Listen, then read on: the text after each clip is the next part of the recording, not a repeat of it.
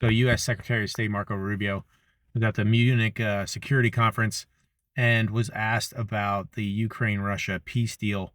And he said, sometimes I wonder if Russia even wants a peace deal. Welcome to fucking reality, Marco.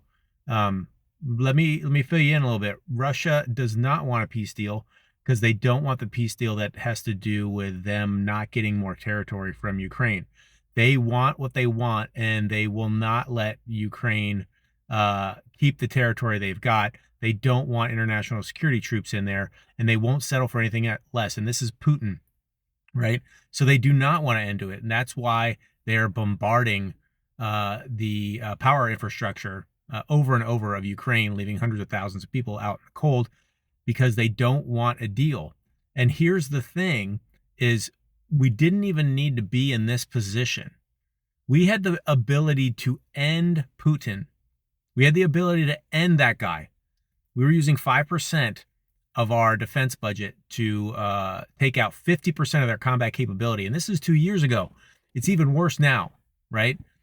And we had the ability to end them if we had supplied Ukraine with the arms and the intelligence that they requested and they needed, instead of playing these games like in the Oval Office and Trump and Vance from his couch, saying you don't have the cards and putting Zelensky on the spot and treating him like dirt, which they have done back and forth, right?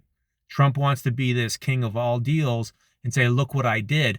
But it sure doesn't seem like he wants to put a whole lot of pressure on Putin. Putin is on the precipice of a downfall, right? He lost a pro-Putin leader in Russia. It's uncertain where that situation is going to go as far as Russia goes. Protesters in Iran were on the verge of taking out that government. Again, another Russian ally, and thought they might when Donald Trump said, hey, we're coming to the rescue and help is on the way, which led to thousands of more protesters being killed because he said that, then didn't do jack shit because he has not decided to put any kind of pressure on Putin. He just keeps lamenting about like, hey, maybe they don't want to have a deal and maybe I'll put sanctions on them and all these little things. But he's not putting the pressure that could have led to the downfall of Putin.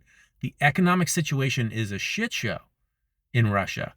There are people waiting for that guy to fall. And Ukraine could have been that catalyst if we had just supported the people of Ukraine against an invasion by Russia, as we should have all the time, to our fullest extent possible. Europe understands this. Europe is all about it and what it means if Russia gets to take Ukraine.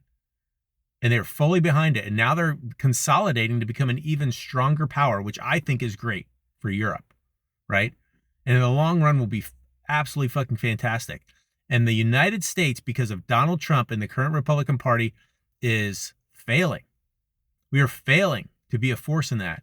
We are losing our power position as the world leader. We are, and rightfully so, because of the decisions of the Republican Party and Donald Trump to fill their own fucking pockets.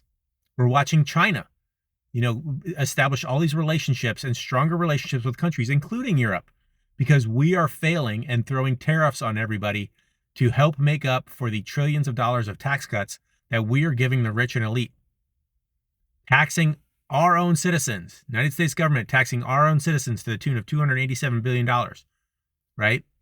And it's having effect on Europe as well. We are tariffing them and us and having an issue with that and them not being able to sell goods as much because we're not buying them as much because we don't know what the fuck we're doing. Donald Trump and the Republican Party don't know what the hell they're doing, and they're doing it for their own pocketbook. They're doing it for their own wallet. And we're watching these relationships fade. Amongst a million other things, we had the opportunity to end Putin and put that guy out of business. And all it took was for us to stand up and do the right thing and help an ally and defend an ally, Ukraine, which we said we would, against Putin. But the relationship between Donald Trump and Vladimir Putin was too fucking strong. And he chose that relationship over what was right and what was best for Ukraine and what was best for Europe and what was best for the United States of America. He chose that relationship. All of this is on him and his choices to take care of himself and his wallet and, his worries about whatever Putin has on him, all of those things. That's why we're in the situation that we're in. So when Marco Rubio goes out there and says, like, hey, I don't think Russia really wants to end this. No, he has no incentive to end it because we're not putting the pressure on him that we could to finish this. And he will continue to get people killed. He will continue to now bring people in from other countries to go out and fight for him and die. Hundreds of thousands. He's getting his ass whooped because we are not supplying the pressure that we could to have ended this and end his reign of terror inside of Russia. We could have done that. And it's because Donald Trump and the GOP that won't stand up to him and their support of Donald Trump, of Vladimir Putin. It's bullshit.